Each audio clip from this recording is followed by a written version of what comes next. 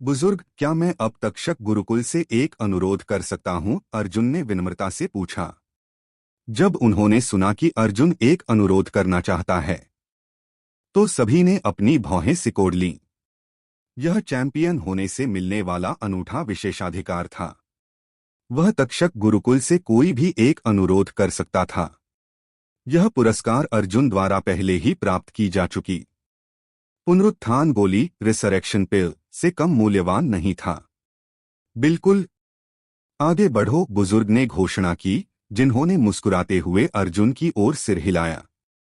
वह निश्चित रूप से बहुत महत्वाकांक्षी अनुरोध करेगा, जैसे तक्षक गुरुकुल में कोई प्रतिष्ठित पद, या वह किसी शक्तिशाली मार्शल तकनीक और हथियार के लिए पूछेगा। सभी ने सोचा। उन्होंने मान लिया था कि जो परीक्षण में पहले स्थान पर आता है वह अधिक से अधिक लाभ उठाने के अवसर का उपयोग करेगा। मेरा एक दोस्त है, अर्जुन ने शुरू किया। वह कुछ दिन पहले गंभीर रूप से घायल हो गया था और उसकी हड्डियां बुरी तरह टूट गई थीं। मैं तक्षक गुरुकुल से कुछ उपचार के लिए पूछना चाहता हूं, यानी उपचार करने वाली गोलियां। क्या यह ठीक है? अर्जुन अभी भी राघव की चोटों को लेकर चिंतित था। यही वह शुरुआती कारण था जिसकी वजह से वह काल भैरव घाटी के परीक्षण में भाग लेने आया था। हर कोई हक्का बक्का रह गया। उनके नजरिए से अर्जुन पागल होगा यदि वह इस अवसर को बर्बाद कर दे। अपने दोस्त के लिए उपचार की गोलियां मांगे बजाय इसके कि वह रैंक में तेजी से ऊपर उठने के इस मौके का फायदा उठाए। क्या ऐसा हो सकता है कि उसने अपने घायल दोस्त की वजह से ही परीक्षण में भाग लिया? लोग सोच रहे थे। इस दुनिया में जहां शक्तिशाली कमजोरों का शिकार करते थे, वह अपने दोस्तों के लिए अपनी जान जोखिम में डालने को तैयार था। उसके जैसे दोस्ती को महत्व देने वाले बहुत कम लोग थे। अर्जुन का अपने दोस्त के लिए यह करना दिखाता था कि वह न्याय का व्यक्ति था। तुम्हारे दोस्त का नाम क्या है? उसे किसने घायल किया? बुजुर्ग ने पूछताछ की। बुजुर्ग अर्जुन के शब्दों से हैरान थे। काल भैरव सदन, एस्केलॉन हाउस जैसी क्रूर और व्यावहारिक जगह में भी उसने वास्तव में केवल अपने दोस्त की खातिर परीक्षण में भाग लिया था। राघव मेरा सीनियर है। वह दिव्य खाई झरने पर घोस्ट ब्लेड द्वारा घायल किया गया था, अर्जुन ने धीमी आवाज में उत्तर दिया। उसे डर था कि बुजुर्ग उसका अनुरोध अस्वीकार कर देंगे, और इसने उसे थोड़ा घबरा दिया। आखिरकार राघव की चोटों का इलाज अब और नहीं टाला जा सकता था। राघव, दिव्य खाई झरना, इलायची, लिजी ने खुद से बुदबुदाया। वह दृश्य जहां घोस्ट ब्लेड दिव्य खाई झरने के नीचे राघव को प्रताड़ित कर रहा था, अचानक उसके दिमाग में आ गया। इलायची को अभी भी धुंधला सा याद था कि राघव की आंखों में वह दृढ़ता कैसी थी जब वह गंभीर रूप से घायल हो गया था। भले ही राघव घोस्ट ब्लेड के हाथों मर जाता, वह अर्जुन की गरिमा के लिए लड़ने के लिए दृढ़ था। यह इसलिए था क्योंकि राघव का मानना था कि इलायची अर्जुन की महिला बनने के योग्य थी। घोस्ट ब्लेड को यह बिल्कुल पसंद नहीं आया था। हालांकि इलायची राघव के विचारों से सहमत नहीं थी, लेकिन वह दो युवकों के बीच की गहरी दोस्ती से गहराई से प्रभावित थी। इस क्षण इलायची अपने दिल में गर्माहट महसूस किए बिना नहीं रह सकी। एक महिला के रूप में भी वह उस व्यक्ति के समर्पण को समझ सकती थी जो अपने दोस्तों के लिए अपनी जान कुर्बान करने को तैयार था। राघव को परवाह नहीं थी कि वह केवल अपने दोस्त की गरिमा के लिए लड़ने के लिए पीड़ित हुआ, लेकिन उसकी चोटें जानलेवा हो सकती थीं। इसलिए अर्जुन ने अपनी 7वें स्तर की क्षमताओं के साथ कालभैरव घाटी के परीक्षण में प्रवेश करने का निर्णय लिया था। अर्जुन की वीरतापूर्ण आवाज हवा में गूंज उठी। पूरा दृश्य शांत था। भीड़ अर्जुन द्वारा अपने दोस्त के लिए किए गए काम से गहराई से प्रभावित थी। इसे लो। यह दवा तुम्हारे सीनियर की चोटों को पूरी तरह ठीक कर सकती है, बुजुर्ग ने आदेश दिया। उनकी आंखें प्रशंसा से चमक उठीं जब उन्होंने अर्जुन के हाथ में गोलियों की एक बोतल फेंकी। धन्यवाद। बुजुर्ग अर्जुन चिल्लाया। अर्जुन ने बुजुर्ग के प्रति कृतज्ञता से सिर हिलाया। गोलियों की इस बोतल के साथ राघव कुछ ही समय में ठीक हो सकेगा। बुजुर्ग ने अर्जुन की ओर सिर हिलाया। फिर उन्होंने भीड़ की ओर अपनी दृष्टि घुमाई और घोषणा की, काल भैरव घाटी का परीक्षण समाप्त हो गया है। अब हर कोई जा सकता है। सभी ने बुजुर्ग को सुना। उनके दिलों में मिश्रित भावनाएं उमड़ पड़ी और सभी ने जाना शुरू कर दिया। रुको, किसी ने अचानक चिल्लाकर कहा। हर कोई अपने स्थान पर रुक गया और आवाज की दिशा में मुड़ गया। यह स्टीवन वर्मा था, जो भीड़ से बाहर निकला। उसके हाथ उसकी पीठ के पीछे थे और वह पहले की तरह ही शांत दिख रहा था, यहां तक कि बुजुर्ग के उसके ठीक सामने खड़े होने के बावजूद। मैं बस आपसे पूछना चाहता हूं, क्या परीक्षण में पहला स्थान देने का कोई आधार है? स्टीवन को कालभैरव बुजुर्ग से खुले तौर पर सवाल करते देख हर कोई दंग रह गया। क्या तुम परिणाम से संतुष्ट नहीं हो? बुजुर्ग ने पलटवार किया। बुजुर्ग की आंखें थोड़ी सिकोड़ गईं और उनकी अभिव्यक्ति खराब हो गई। बेशक मैं संतुष्ट नहीं हूं। कालभैरव घाटी में मेरा प्रदर्शन सभी के लिए स्पष्ट था। मैंने अपनी युद्धात्मा, बैटल स्पिरिट को मजबूत करने की शक्ति प्राप्त की। मैं पहले स्थान पर क्यों नहीं हूं? स्टीवन की आंखों ने एक तेज चमक प्रकट की और उसके शब्दों को गलत समझना असंभव था, क्योंकि उसने खुले तौर पर बुजुर्ग से सवाल किया। कालभैरव आदेश के सामने शायद केवल स्टीवन जैसे असाधारण प्रतिभा और स्थिति वाले व्यक्ति ही ऐसा करने की हिम्मत कर सकते थे। तुम कालभैरव आदेश के निर्णय पर सवाल उठाने की हिम्मत करते हो? मैं तुम्हें यह बताऊंगा। भले ही तुम्हारे चाचा ग्रेगरी हॉवर्ड यहां आ जाते तो भी वे आदेश की इच्छा को नहीं बदल पाते। एक जूनियर के रूप में तुम्हारे पास ऐसा करने की योग्यता नहीं है। बुजुर्ग की आंखें तेज थीं। उनका चेहरा भावहीन बना रहा और उनका व्यवहार गरिमापूर्ण था। स्टीवन के चेहरे पर नाराजगी दिखाई दी, लेकिन वह कुछ नहीं कर सका। उसके सामने वाला व्यक्ति वह बुजुर्ग था जो कालभैरव घाटी की रक्षा करता था, और उसकी स्थिति कम से कम उसके चाचा ग्रेगरी के बराबर थी। स्टीवन ऐसी दुर्जेय ताकत के सामने जल्दबाजी में कार्य करने की हिम्मत नहीं करता था। अब हम सभी को जाने दो, बुजुर्ग ने दोहराया। उन्होंने अपना हाथ लहराया और उन्हें जाने का संकेत दिया। स्टीवन ने खुद को शक्तिहीन और कुछ हद तक शर्मिंदा महसूस किया। वह अपने चेहरे पर एक विकृत भाव के साथ पीछे हट गया। न केवल उसने परीक्षण में पहला स्थान खो दिया था, बल्कि उसे कालभैरव घाटी के बुजुर्ग द्वारा अपमानित भी किया गया था। ऐसा लग रहा था कि आज उसने अपना चेहरा खो दिया है। मैं इस दिन को याद रखूंगा, स्टीवन ने अपने दांत पीसते हुए बुदबुदाया। उसकी आंखों में एक ठंडी रोशनी चमक उठी जब उसने कालभैरव घाटी के लोगों की ओर मुड़कर देखा। फिर बिना एक शब्द कहे स्नेहा के साथ चला गया। जिन लोगों की ओर उसने पीछे मुड़कर देखा, उनमें से एक अर्जुन था। स्टीवन का दिल नफरत से भर गया था और उसकी आंखें बिना किसी छिपाव के हत्या के इरादे से भरी थीं। यदि उसे मौका दिया जाता तो वह निश्चित रूप से अर्जुन को मार डालता। जैसे जैसे बाकी लोग तितर बितर हुए, अर्जुन भी कालभैरव घाटी क्षेत्र में कदम रखा। क्या तुम्हें डर नहीं है कि अगर तुम इतनी लापरवाही से बाहर जाओगे तो लोग तुम्हें नुकसान पहुंचा सकते हैं? इलायची अचानक उसके बगल में प्रकट हुई और पूछा। अर्जुन मुस्कुराया और कहा, यह ठीक है। मुझे बस एक पुनरुत्थान गोली मिली है। जो मुझे मारेगा मैं उसे मार दूंगा। उसने एक लंबी सांस ली। तुम पागल हो गए हो। तुम वास्तव में किसी भी चीज से नहीं डरते। अर्जुन ने कुछ नहीं कहा और बस आगे बढ़ना जारी रखा। इलायची की आंखों में कुछ नाराजगी थी, लेकिन वह उसके पीछे चलती रही। किसी कारण से वह अर्जुन की सुरक्षा को लेकर चिंतित थी। रुको, उनके सामने कहीं से एक आवाज चिल्लाई। जैसे ही इलायची और अर्जुन कालभैरव घाटी क्षेत्र के बाहर एक उजाड़ पहाड़ पर पहुंचे, कई आकृतियों ने उन्हें रोक लिया। ये लोग 9वें स्तर के योद्धा थे। जब उन्होंने अर्जुन को देखा तो उनकी आंखों में एक ठंडी रोशनी चमक उठी। उनके कपड़ों को देखते हुए वे ऋषि वशिष्ठ पीठ से थे।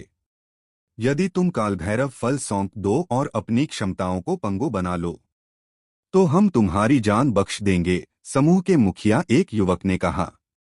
उसके शरीर से निकलने वाली आभा अत्यधिक शक्तिशाली लग रही थी, लेकिन उसका अनुरोध थोड़ा ज्यादा था। दफा हो जाओ, अर्जुन चिल्लाया। अर्जुन ने युवक की ओर देखा तक नहीं और आगे बढ़ना जारी रखा। ऐसा लग रहा था कि वह आदमी उसके ध्यान देने योग्य नहीं था। लगता है तुम हमें तुम पर हमला करने के लिए मजबूर कर रहे हो, युवक ने उपहास के साथ कहा। इस बार बाकी लोगों ने अर्जुन को घेर लिया। 9वें स्तर का युवक जो अर्जुन के सबसे करीब था, उसने उस पर एक भयानक हमला किया। मार डालो, अर्जुन के हमलावर ने दहाड़ लगाई। अर्जुन की आंखें ठंडी थीं जब उसने इच्छा शक्ति का शोधन के लिए मंत्र का आह्वान किया।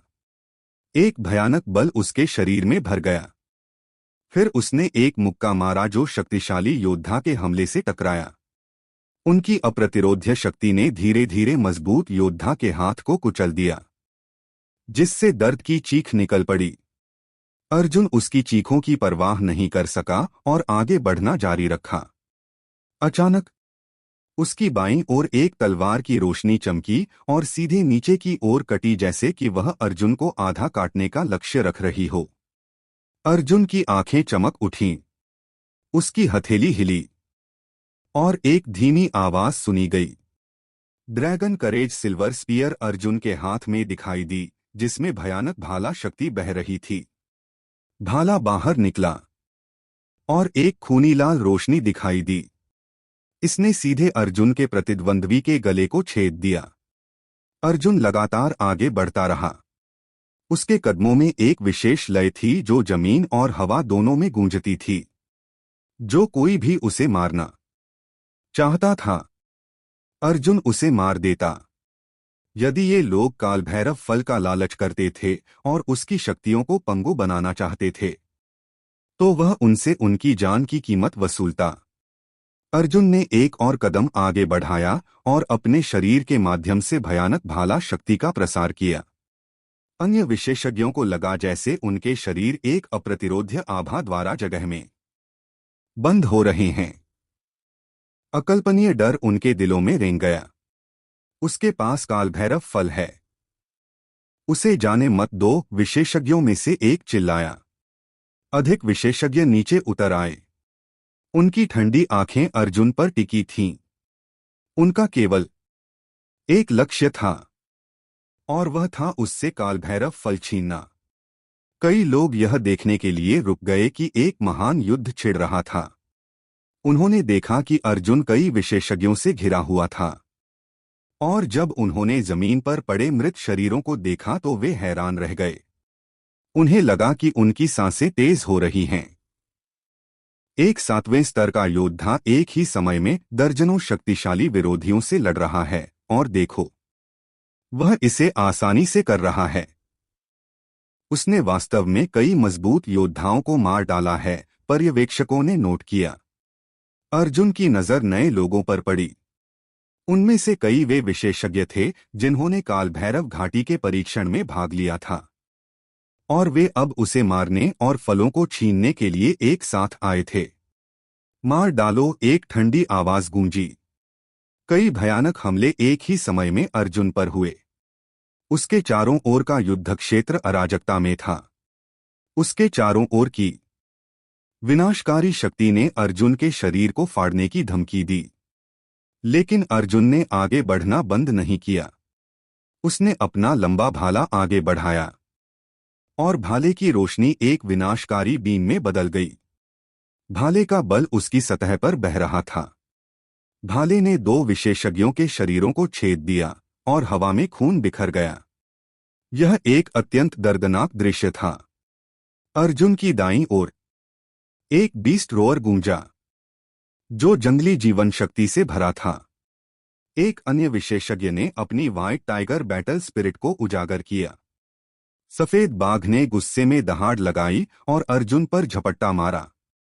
अर्जुन न तो बिल्कुल भी पीछे हटा और नहीं उसने कोई डरी हुई अभिव्यक्ति दिखाई। भले ही बहुत से लोग उसके हाथों मर चुके थे, लेकिन उसे कोई परवाह नहीं थी। अर्जुन अपने दोस्तों के लिए अपनी जान कुर्बान करने को तैयार था, लेकिन वह मारने के लिए सबसे क्रूर साधनों का उपयोग करने के लिए भी तैयार था। नष्ट हो जाओ, अर्जुन चिल्लाया। इस शब्द के साथ उसने एक भयानक फिस्ट लाइट का प्रसार किया। व्हाइट टाइगर बैटल स्पिरिट बिखर गई और फिस्ट लाइट सीधे बैटल स्पिरिट के पीछे खड़े व्यक्ति की ओर दौड़ी।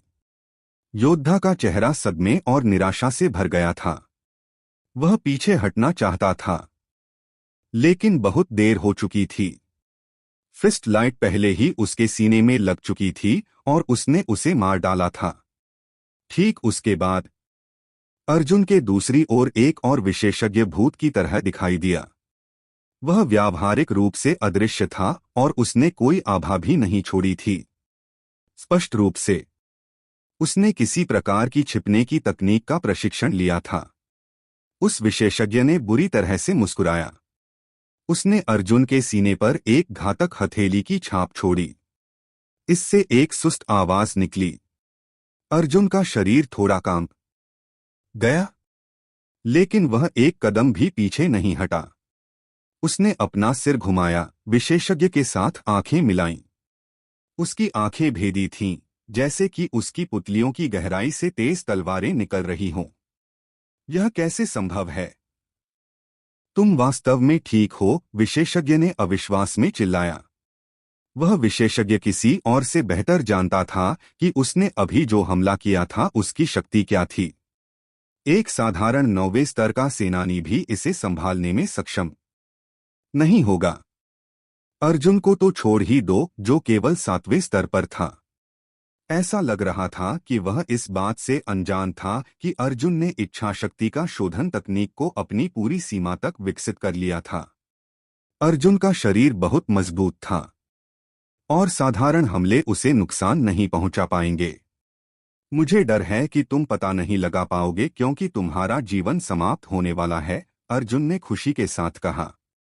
अर्जुन की मुट्ठियों की परछाई योद्धा के सीने पर पड़ी। उसकी छाती की हड्डी चकनाचूर हो गई और वह तुरंत मर गया।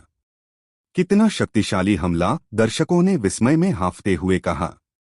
यह स्पष्ट था कि उस योद्धा का हमला कितना शक्तिशाली था, लेकिन अर्जुन का शरीर उसे झेलने में सक्षम था और उसे जरा भी चोट नहीं आई थी।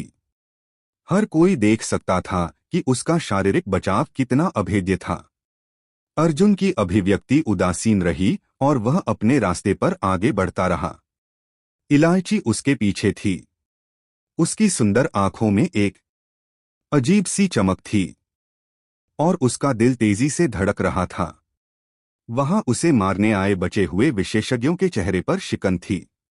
उसकी ताकत उनकी कल्पना से पूरी तरह परे थी। वह बहुत अधिक शक्तिशाली था। उन्होंने उसे मारने के लिए अपनी पूरी ताकत का इस्तेमाल किया था, लेकिन वे विफल रहे थे। कम समय में ही कई विशेषज्ञ मारे गए थे और वह भी केवल एक दौर के हमले में। जब तक हम उसे यहां रोक सकते हैं, कालभैरव फल हमारा होगा, एक विशेषज्ञ ने उत्साह बढ़ाया। एक बार फिर विशेषज्ञों की आंखों में तीव्र हत्या का इरादा जाग उठा। जैसे ही वे अर्जुन को मारते, वे कालभैरव फल का अपना हिस्सा ले सकते थे। लेकिन जैसे ही उस विशेषज्ञ ने अपना वाक्य पूरा किया, भाले की रोशनी ने अपने रास्ते में आने वाली हर चीज को भेद दिया और एक विनाशकारी बीम के रूप में उसकी ओर दौड़ पड़ी। विशेषज्ञ ने एक तीखी चीख निकाली और अपने शरीर को हटाने की कोशिश की। हालांकि वह बहुत देर कर चुका था। भाला उसके आर पार निकल गया और उसके शरीर के अंग बिखर गए।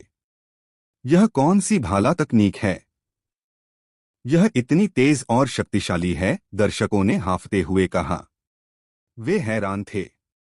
अर्जुन का प्रदर्शन बस रुकने वाला नहीं था। उसने उस विशेषज्ञ को मार डाला था जिसने अभी अपने साथियों को प्रोत्साहित किया था, और उसने यह केवल एक भाले से किया था। अर्जुन वास्तव में अजेय था। अनगिनत विशेषज्ञों ने उसे घेर रखा था, लेकिन कोई भी उसे हरा नहीं सका। उसकी हर चाल एक विशेषज्ञ की जान ले लेती थी। इलायची, जो ठीक उसके पीछे थी, सुन्न महसूस कर रही थी। वह उसे लड़ने में मदद करना चाहती थी, लेकिन किसी कारणवश वह वहीं खड़ी रही और खामोश प्रशंसा के साथ उसकी हर हरकत को देखती रही। एक एक करके अर्जुन ने उसकी आंखों के सामने उन्हें मार डाला। यह आश्चर्यजनक था। तभी उसे एहसास हुआ कि अर्जुन का रक्तपात नियंत्रण से बाहर था। अर्जुन के हमलों में 20 से अधिक विशेषज्ञ मारे गए थे। उसका लंबा लबादा जो खून से सना हुआ था, हवा में फड़फड़ा रहा था। राघव उसका इंतजार कर रहा था और उसे जल्दी करनी थी। जिन विशेषज्ञों ने अर्जुन को नहीं मारा था, वे उसे डर के साथ देख रहे थे।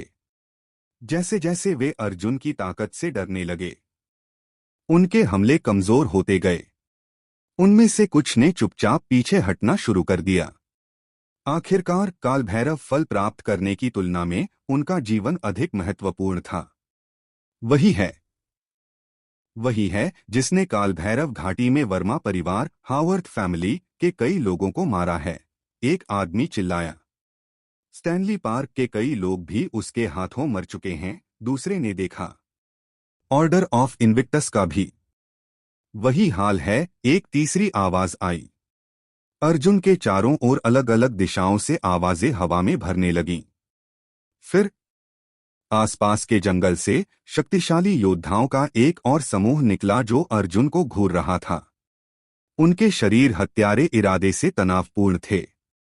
वर्मा परिवार, स्टैनली पार्क और ऑर्डर ऑफ इन्विक्टस के शक्तिशाली योद्धा आ गए हैं, एक दर्शक चिल्लाया। हर किसी की आंखें आश्चर्य से बड़ी हो गईं जब उन्होंने अर्जुन को घेरने वाले शक्तिशाली योद्धाओं को देखा। उसने कितने गुटों को नाराज किया है? यहां कम से कम 3 बड़ी शक्तियां हैं, किसी ने कहा। अर्जुन की आंखों में एक तेज चमक कौन थी। उसने तमाशा बना लिया है और बहुत से लोगों को नाराज कर दिया है। पक्का इस बार वह मर जाएगा, किसी ने देखा। जो लोग दृश्य देख रहे थे, उन्हें लगा कि तीनों बड़ी शक्तियों के प्रकट होने के बाद अर्जुन निश्चित रूप से बच नहीं पाएगा। इलायची ने शक्तिशाली योद्धाओं को देखकर भौहें सिकोड़ी। वह आगे बढ़ी और उनसे कहा, क्या तुम्हें शर्म नहीं आती कि तुम सब केवल एक आदमी के लिए एक साथ आए हो?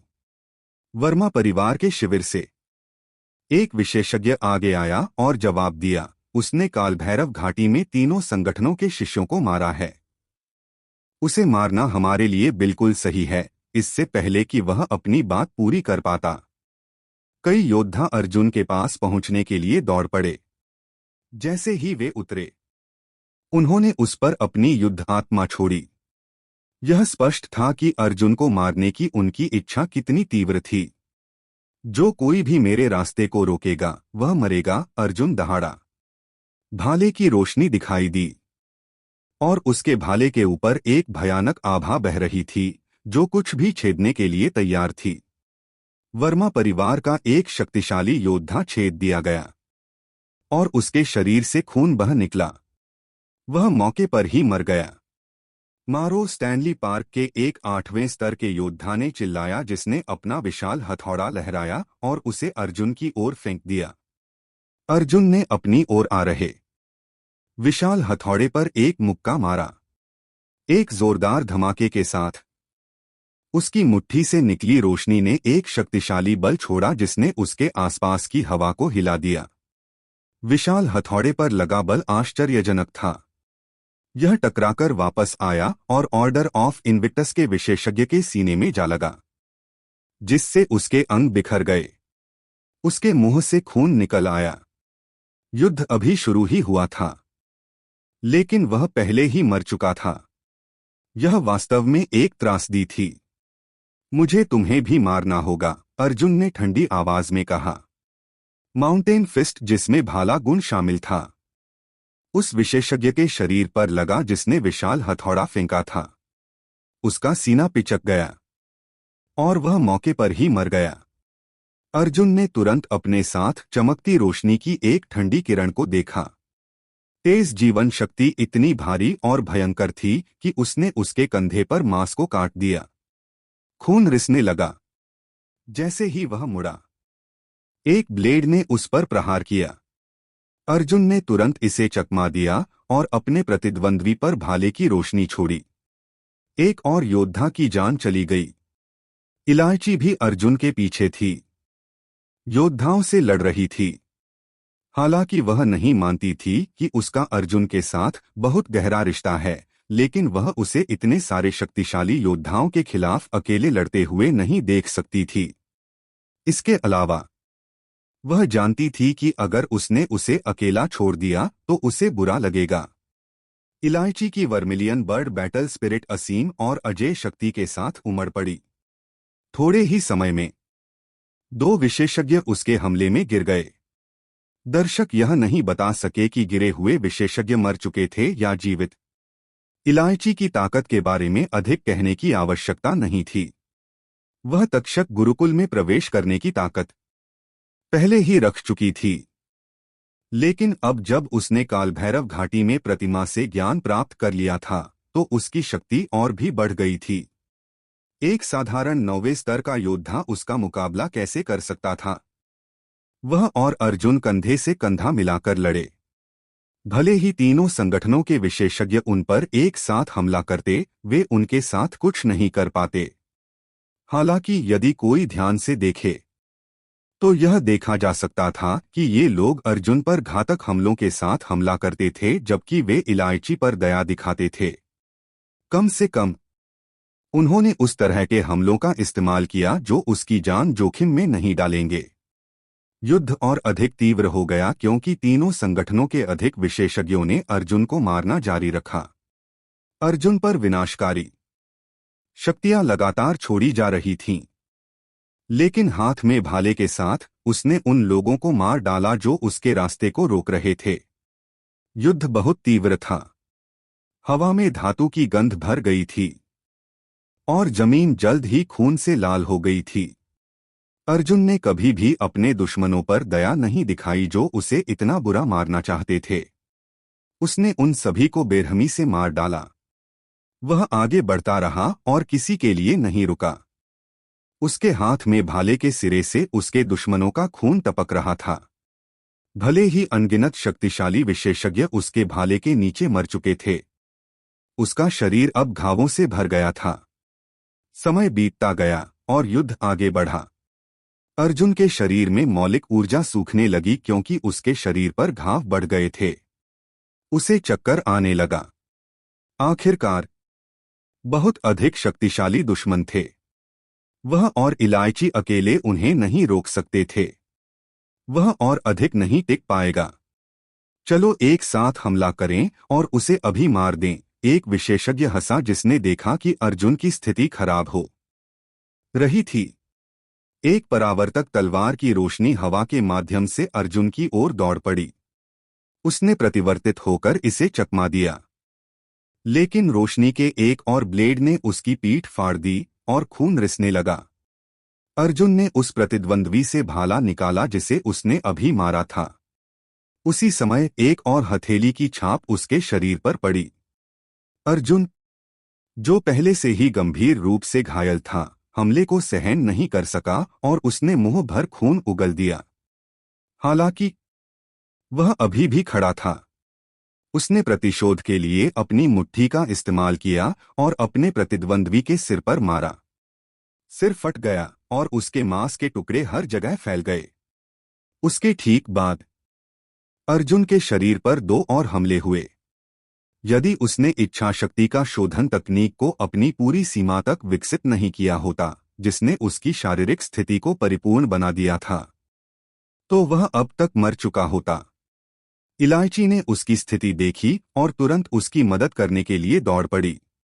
वह जानती थी कि ये लोग अर्जुन को मरा हुआ देखना चाहते थे, लेकिन उसे नुकसान नहीं पहुंचा सकते थे। आखिरकार वे जानते थे कि वह कौन थी। हालांकि तक्षक गुरुकुल के युद्ध में हताहत होना सामान्य था, लेकिन इन बड़ी शक्तियों के लोगों को उसकी पहचान पर विचार करना था। तुम कैसे टिके हो? इलायची ने एक योद्धा पर हमला करने के बीच अर्जुन से पूछा। वह महसूस कर सकती थी कि अर्जुन की आभा फीकी पड़ने लगी है। अगर ऐसा चलता रहा तो वह मर सकता है। मैं ठीक हूं, चलो पहले यहां से बाहर निकलें, अर्जुन हांफते हुए बोला। जैसे ही अर्जुन बोला, उसने एक विशेषज्ञ पर अपना भाला मारा और उसे मार डाला। हालांकि उस विशेषज्ञ ने एक शक्तिशाली हमला शुरू किया और उसने अर्जुन को मारा। विनाशकारी बल उसके पूरे शरीर में फैल गया, उसकी जीवन शक्ति को नष्ट कर दिया। वह डगमगाने लगा। इलायची परेशान दिखी।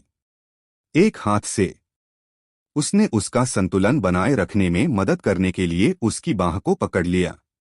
फिर उसके दूसरे हाथ में उसका क्रॉसबो अचानक दिखाई दिया और शक्ति की लहरें छोड़ना शुरू कर दिया। पीछे हटो, मैं तुम्हें चेतावनी दे रही हूं, उसने फुसफुसाते हुए कहा। उसके हाथ में क्रॉसबो के साथ उसने अर्जुन को घेरने वाले योद्धाओं को धमकाया। सभी रुक गए और अपनी स्थिति बनाए रखी। वे जानते थे कि क्रॉसबो कितनी शक्तिशाली थी। उससे एक शॉट का मतलब था तत्काल मृत्यु। यदि किसी ने हम पर हमला करने की हिम्मत की तो मैं यहां हर किसी को मार डालूंगी, उसने धमकी दी।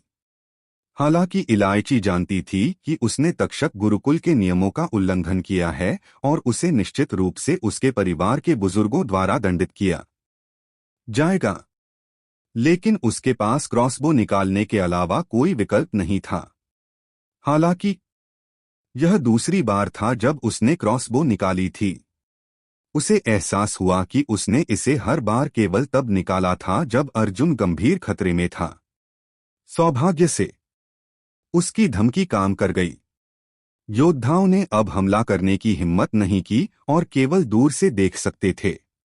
बिना किसी हिचकिचाहट के वह और अर्जुन तक्षक गुरुकुल के केंद्र की ओर पीछे हट गए।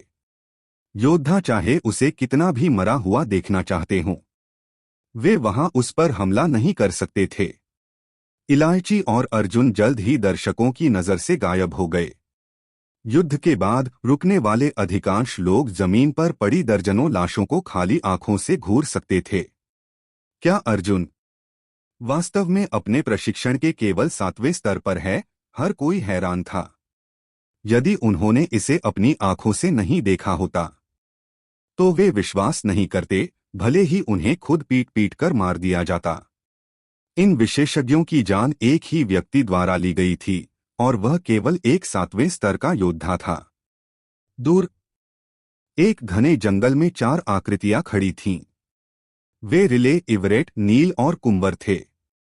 इस क्षण चारों ने चुपचाप एक दूसरे को एक साझा समझ के साथ घूरा कि युद्ध वैसा समाप्त नहीं हुआ था जैसा उन्होंने उम्मीद की थी। अर्जुन अभी भी जीवित था, चूंकि अर्जुन उनका सामान्य दुश्मन था। चारों एक साथ इकट्ठा हो गए थे और इस बड़े हमले का नेतृत्व किया था। तक्षक गुरुकुल में अपनी स्थिति के कारण इन 4 साजिशकर्ताओं के लिए ऐसी मौकों पर खुद को दिखाना असुविधाजनक था। इसलिए उन्हें अर्जुन को मारने का काम अपने अधीनस्थों पर छोड़ना पड़ा। वह आदमी इलायची की वजह से बच गया। वह हमारी योजना बर्बाद कर रही है, कुंवर चिल्लाया। उसकी राक्षसी आंखों से एक ठंडी रोशनी निकल रही थी। हम उस महिला को नाराज करने का जोखिम नहीं उठा सकते, लेकिन हम अभी भी अर्जुन को मार सकते हैं, रिले ने ठंडे स्वर में कहा। वह इलायची की पहचान को अच्छी तरह जानता था। वह छोटा सा कीड़ा इस बार बुरी तरह घायल है। भले ही वह बच गया, वह ज्यादा दिन जीवित नहीं रहेगा, नील ने धीमी आवाज में कहा। वह वास्तव में अर्जुन की मृत्यु का इंतजार नहीं कर सकता था। मुझे लगता है तुम भूल गए कि उसके पास अभी भी पुनरुत्थान गोली है। यदि वह इसका सेवन करता है तो वह 2 घंटे के भीतर ठीक हो जाएगा, इवरेट ने उन्हें याद दिलाया। तभी उसकी आंखों में अचानक चमक आ गई और उसके दिमाग में एक विचार आया। उसने चेहरे पर मुस्कान के साथ दूसरों की ओर देखा और कहा, मैंने सुना है कि कल ऋषि वशिष्ठ पीठ पेल्स हाउस में मार्शल आर्ट्स पर एक व्याख्यान होगा। तक्षक गुरुकुल के कई विशेषज्ञ इसमें भाग लेंगे और शिष्य एक दूसरे के साथ प्रतिस्पर्धा करेंगे।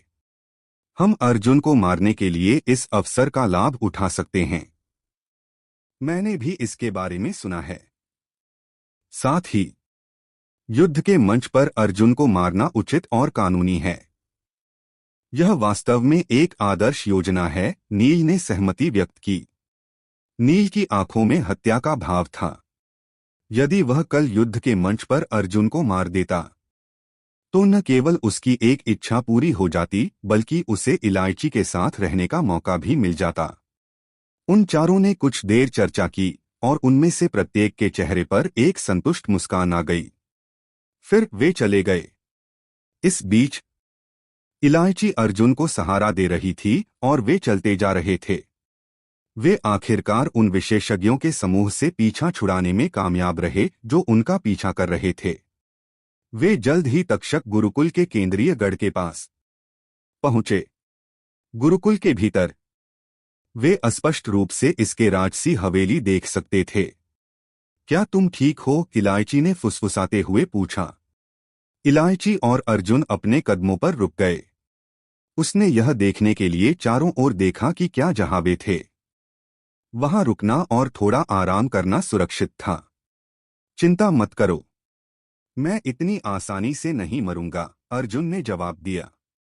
अर्जुन के पीले चेहरे पर एक मुस्कान आई, लेकिन तभी उसके मुंह से खून निकल आया। वह तुरंत मौके पर ही बेहोश हो गया। तुम कह रहे थे? इलायची हंसी। उसने उसके बेहोश चेहरे पर एक तिरछी मुस्कान दी और अर्जुन के गिरने से पहले उसे पकड़ लिया। उसकी आंखें अर्जुन के पीले सुंदर नैननक्षों पर घूमी और इलायची ने खुद को थोड़ा भौहें सिकोड़ते हुए पाया। यह पहली बार था जब उसने उसका चेहरा इतने करीब से देखा था। उसने खुद से स्वीकार किया कि वह वास्तव में बहुत आकर्षक था। इलायची अपने क्षणिक ख्यालों से बाहर आई, अर्जुन के शरीर को अपने शरीर के करीब महसूस करते हुए। वह महसूस कर सकती थी कि उसका तापमान बढ़ रहा था। उसने धीरे से उसे जमीन पर लिटा दिया। थोड़ी चिंतित होकर उसने उसे जांचना शुरू किया। इलायची ने पाया कि अर्जुन की हालत बहुत खराब थी। वह मुश्किल से उसकी नब्ज महसूस कर पा रही थी और उसकी गंभीर चोटें इसका कारण लग रही थीं। उसकी धड़कन किसी भी पल रुक सकती थी। वह स्पष्ट रूप से गंभीर खतरे में था। पुनरुत्थान गोली, इलायची ने राहत के साथ सोचा। उसे अचानक याद आया कि अर्जुन के पास अभी भी वह गोली थी जो उसे जीवन में वापस ला सकती थी। बिना सोचे समझे उसने जल्दी से गोली की तलाश शुरू कर दी। तुमने इसे कहाँ रखा है? उसने फुसफुसाया। उसने अर्जुन के शरीर पर अपने हाथ फेरे, उस थैली या जेब की तलाश में जहां गोली छिपी हो सकती थी। उसे यह समझने में थोड़ी देर लगी कि वह क्या कर रही थी और उसके सुंदर चेहरे पर एक लाली आ गई। आखिरकार इलायची को अर्जुन की जेब में गोली मिल गई। इलायची ने अपने विचारों को परेशान नहीं होने दिया। अर्जुन गंभीर खतरे में था और उसका समय खत्म हो सकता था। उसने जल्दी से उसे गोली खिला दी और उसे औषधि की शक्ति को अवशोषित करने में मदद करने के लिए अपनी मौलिक ऊर्जा का उपयोग किया। धीरे धीरे गोली की औषधीय शक्ति असर करने लगी।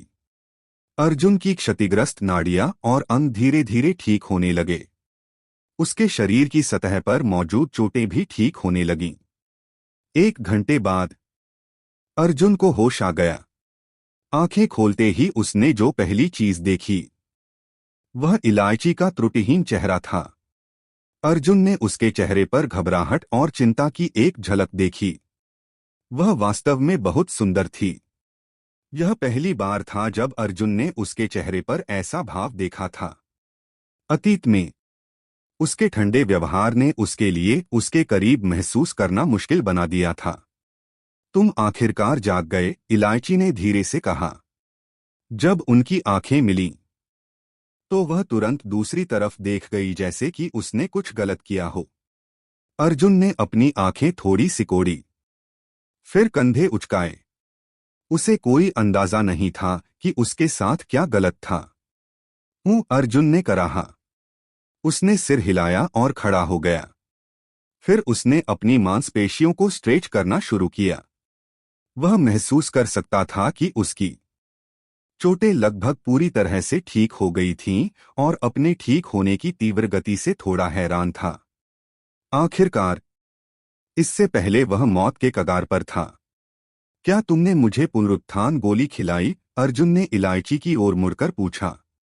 इलायची ने अर्जुन के शब्द सुने और उसका चेहरा लाल हो गया।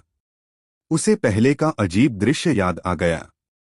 हाँ, इलायची ने थोड़ा सिर हिलाते हुए धीरे से जवाब दिया। वह उसकी आंखों में नहीं देख पा रही थी। तुम्हारे साथ क्या गलत है? क्या तुम ठीक हो? अर्जुन ने धीरे से कहा। उसने उसकी असामान्य प्रतिक्रिया पर ध्यान दिया था। उत्सुक होकर वह उसका सामना करने के लिए उसके सामने चला गया। मैं ठीक हूं, उसने फुसफुसाया। उसकी आवाज अभी भी बहुत धीमी थी, लेकिन उसका चेहरा और लाल होता जा रहा था। अर्जुन उसकी प्रतिक्रिया से थोड़ा भ्रमित था। उसने थोड़ा भौहें सिकोड़ी और सोचने की कोशिश की कि उसके साथ क्या हुआ होगा, और किसी कारण से उसके दिमाग में एक संभावना आई। वह उसे व्यंग्यात्मक रूप से मुस्कुराने और पूछने से नहीं रोक सका, क्या तुमने मेरे बेहोश होने पर मेरे साथ कुछ किया? तुम ऐसी लग रही हो जैसे तुमने कुछ गलत किया हो। अर्जुन के शब्द काफी बेशर्म लग रहे थे। उसका अहंकार स्पष्ट हो रहा था। बकवास मत करो, उसने रक्षात्मक होकर पलटवार किया। लेकिन किसी तरह अर्जुन के शब्द निशाने पर लगे। उसने उसे अनदेखा करने के लिए जल्दी से पीछे मुड़ गई जब उसने महसूस किया कि उसका चेहरा तमतमा गया है। अर्जुन ने इलायची की प्रतिक्रिया देखी और अवचेतन रूप से उस जेब को छुआ जहां उसने अपनी पुनरुत्थान गोली रखी थी। आखिरकार जब उसे समझ आया कि क्या हुआ था, तो वह तुरंत हंस पड़ा। मैं समझ गया, वह हंसा। मुझे लगता है कि अब हम बराबर हैं। अब से मुझे और परेशानी में मत डालो। यह स्पष्ट था कि वह उस घटना का जिक्र कर रहा था जहां उसने गलती से इलायची को नहाते हुए देख लिया था जब वह माउंटेन फिस्ट का अभ्यास कर रहा था। बेशर्म, वह फुसफुसाई। इलायची इसे और बर्दाश्त नहीं कर सकी और अर्जुन को नजरअंदाज करते हुए जल्दी से तक्षक गुरुकुल के गढ़ की ओर चल दी। अर्जुन मुस्कुराया और सिर हिलाया, फिर उसके पीछे चल दिया। जब वे तक्षक गुरुकुल वापस पहुंचे तो इलायची बिना एक शब्द कहे उसे छोड़कर चली गई। अर्जुन जानता था कि उसने शर्मिंदगी से बचने के लिए जाने का विकल्प चुना था, और उनके बीच जो हुआ उससे उसे वास्तव में कोई फर्क नहीं पड़ा, इसलिए वह जल्दी से अपने आवास पर लौट आया। जब वह अंदर गया तो उसने इला शर्मा को एक गीले कपड़े से राघव की बाहों को साफ करते देखा। उन दोनों ने उसे कमरे में प्रवेश करते देखा और वे तुरंत प्रसन्न हो गए। अर्जुन, तुम वापस आ गए, इला शर्मा ने राहत के साथ चिल्लाया। अर्जुन पहले से बिल्कुल अलग लग रहा था। वह उसकी अभिव्यक्ति नहीं पढ़ सकती थी। हाँ, अर्जुन ने बात करते हुए सिर हिलाया। राघव ने उसका स्वागत करने के लिए उठने की कोशिश की, लेकिन अर्जुन ने उसे रोकने के लिए धीरे से दबा दिया। अर्जुन ने राघव के तेजी से पीले पड़ते चेहरे को देखा और इसे देखने की हिम्मत नहीं कर सका। उसने जल्दी से गोलियों की वह बोतल निकाली जो बुजुर्ग ने उसे दी थी। राघव, ये गोलियां लो, ये तुम्हारी चोटों से उबरने में मदद करेंगी, अर्जुन ने कहा। बोतल से 2 गोलियां निकालीं और राघव को दे दीं। धन्यवाद, राघव ने हांफते हुए कहा और दवा निगल ली। राघव ने अपनी आंखों में कृतज्ञता के साथ अर्जुन को देखा। उसकी खातिर अर्जुन ने कालभैरव घाटी के परीक्षण में भाग लिया था।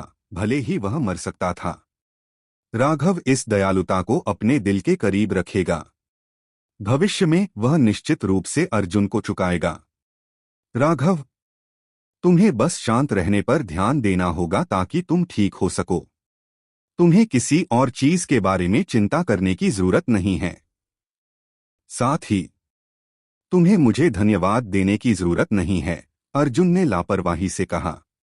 उसने लंबे समय से राघव और इला शर्मा को अपने सबसे अच्छे दोस्तों के रूप में माना था।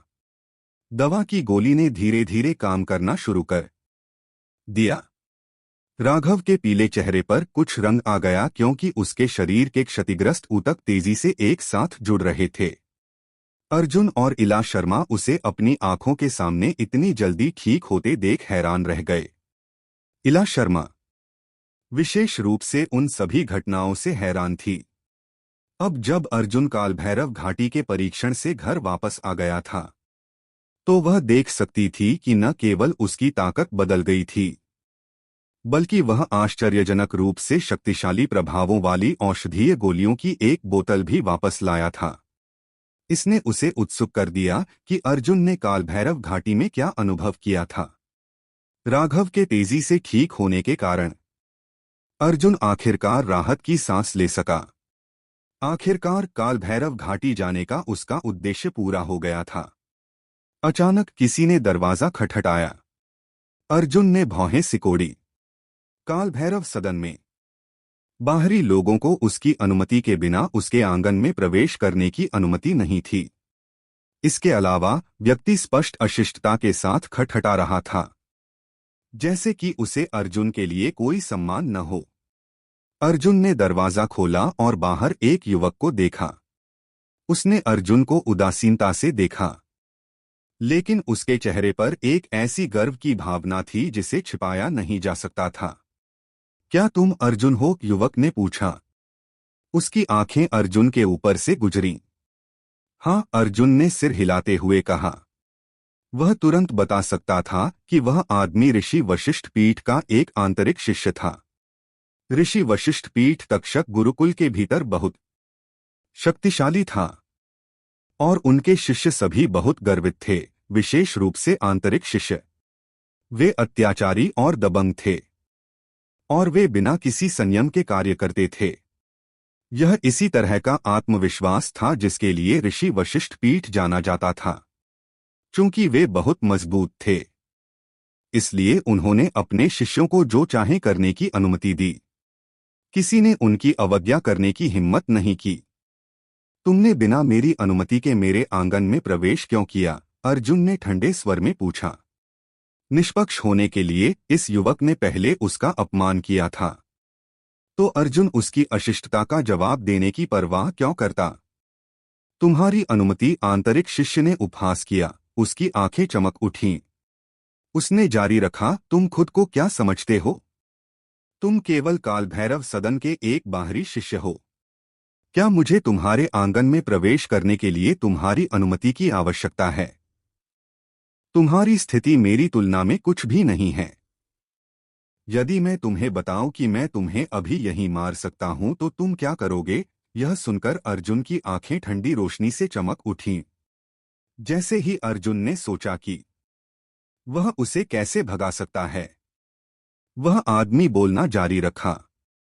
लेकिन मेरे पास इस बार तुम्हारे साथ खेलने का समय नहीं है। मैं प्रवर्तन न्यायालय एनफोर्समेंट कोर्ट की ओर से एक आदेश देने आया हूं। अर्जुन की आंखें गंभीर हो गईं।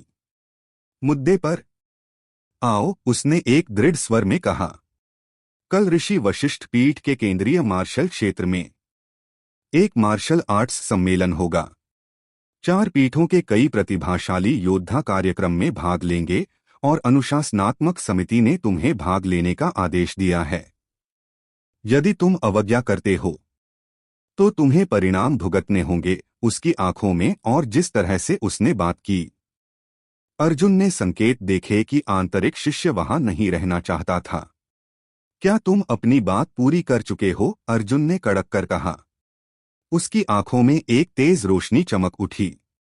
तुम्हारे साथ क्या गलत है? वह आदमी हैरान होकर पलट गया। अर्जुन ने यह नहीं कहा था कि वह जा रहा है या नहीं। बोलना खत्म होते ही दफा हो जाओ। जाओ, अर्जुन ने गुर्राते हुए कहा। उसका खून बर्फ की तरह महसूस हुआ क्योंकि उसने आंतरिक शिष्य पर चिल्लाया। वह एक जानवर की तरह था जो अपने शिकार का पीछा कर रहा था। उसका व्यवहार धमकी भरा था। हरामी, तुम मुझसे इस तरह बात करने की हिम्मत कैसे करते हो? ऋषि वशिष्ठ पीठ के आंतरिक शिष्य ने भौहें सिकोड़ते हुए जवाब दिया। अर्जुन की डांट ने उसे शर्मिंदा कर दिया था।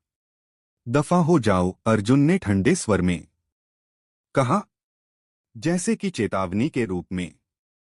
एक भयानक आभा अर्जुन के शरीर को घेर लेती थी और शिष्य पर केंद्रित लगती थी। शिष्य को लगा कि वह इस खतरनाक आभा से बंधा हुआ है, जैसे कि वह किसी जंगली जानवर द्वारा शिकार किया जा रहा हो। उस भावना ने उसे बहुत असहज बना दिया। उसका जीवन और मृत्यु अर्जुन के नियंत्रण में था। लगभग तुरंत उसके माथे पर ठंडी पसीने की बूंदें आ गईं। उसकी अभिव्यक्ति विकृत हो गई। यह एक बहुत अच्छी बातचीत रही, शिष्य हकलाया। वह आभा का सामना करने में असमर्थ था। इसलिए वह कमरे से बाहर निकल गया और आंगन से चला गया। उसका चेहरा नफरत और आक्रोश से भरा था। वह आंगन के बाहर ही था जब उसने पीछे मुड़कर थूका, क्या तुम्हें सच में लगता है कि तुम इतने अहंकारी हो सकते हो? कल तुम्हारा मृत्यु का दिन होगा। प्रवर्तन न्यायालय के प्रकोप का सामना करने के लिए तैयार रहो। ऋषि वशिष्ठ पीठ का आंतरिक शिष्य अर्जुन की शक्तिशाली आभा के आगे अपनी पूंछ दबाकर भाग निकला। अर्जुन की आंखों में चमक थी। वह जानता था कि प्रवर्तन न्यायालय, एनफोर्समेंट कोर्ट का यह आदेश निश्चित रूप से एक चाल थी। पूरी संभावना थी कि इसके पीछे स्टीवन और अन्य लोग थे। प्रवर्तन न्यायालय तक्षक गुरुकुल में उच्च स्थान रखता था। वे हर किसी पर कानून लागू कर सकते थे। बुजुर्गों और सामान्य शिष्यों दोनों को उनका पालन करना पड़ता था। अन्यथा यदि वे तक्षक गुरुकुल की इच्छा के विरुद्ध जाते तो उन्हें कड़ी सजा दी जाती। अर्जुन यह बात अपने दिल में जानता था। उसने आह भरी। चाहे कुछ भी हो, उसे कल ऋषि वशिष्ठ पीठ जाना ही था। लेकिन वह मूर्ख नहीं था। वह जानता था कि उस उजाड़ पहाड़ पर उसे घेरने और लगभग मार डालने वाले विशेषज्ञों का स्टीवन और उसके साथियों से संबंध था। दोनों पक्ष पहले ही आमने सामने थे। ये लोग उसे मारने की पूरी कोशिश कर रहे थे। वह देखना चाहता था कि स्टीवन और अन्य लोग इस बार उसके साथ क्या करेंगे। अर्जुन ने इसके बारे में ज्यादा नहीं सोचा। कमरा छोड़ने से पहले उसने राघव और इला शर्मा को स्थिति के बारे में बताया और उन दोनों के लिए एक काल भैरव फल छोड़ दिया। उस पौराणिक वस्तु को पाकर राघव और इला शर्मा सुखद रूप से हैरान थे। साथ ही अर्जुन के प्रति उनका सम्मान और कृतज्ञता और गहरी हो गई। अर्जुन बाहर निकला और एक छिपा हुआ पहाड़ी शिखर ढूंढा जहां वह अपनी शक्तियों को विकसित करने पर काम कर सके। उसने अपनी जेब में हाथ डाला और एक राक्षसी गोली, डीमोनिक पिल, निकाली जो एक हल्की चमक बिखेर रही थी। गोली से शक्तिशाली ऊर्जा फैल रही थी। यह वह वस्तु थी जो अर्जुन को नीली पर्वत श्रृंखला, ब्लू रिज माउंटेन्स में विशाल भालू को मारने पर मिली थी। राक्षसी गोली अत्यंत मूल्यवान थी। इसे खाने के बाद वह अपनी शक्ति को एक स्तर तक बढ़ा सकता था। अर्जुन अपने हाथ में मौजूद गोली को घूरता रहा। वह कल के कार्यक्रम से पहले अपने शक्ति आधार को जितना संभव हो सके बढ़ाना चाहता था। आखिरकार 7वां स्तर वास्तव में थोड़ा कम था। बिना किसी हिचकिचाहट के अर्जुन ने उसे निगल लिया। तुरंत उसके शरीर की सभी नाड़ियों से चौंकाने वाली ऊर्जा फैल गई। अर्जुन ने अपने शरीर में मौलिक ऊर्जा को नियंत्रित करने पर ध्यान केंद्रित किया और ऊर्जा को थोड़ा थोड़ा करके अवशोषित करने का प्रयास किया। उसकी जेब से एक कंपन वाली आवाज आई। अर्जुन जानता था कि यह वह मोती था जो प्रतिक्रिया कर रहा था और वह राक्षसी गोली से ऊर्जा को अवशोषित करना चाहता था। अर्जुन ने अपने दिमाग में अपनी दिव्य इंद्रियों, डिवाइन सेंस, का उपयोग करके मोती से संवाद किया। तभी वह कंपन बंद हुआ। उसने उस जबरदस्त ऊर्जा को अवशोषित करना शुरू किया जो उसके शरीर के चारों ओर घूम रही थी। अगली सुबह अर्जुन ने अपने शरीर पर धूप की एक गर्म किरण महसूस की।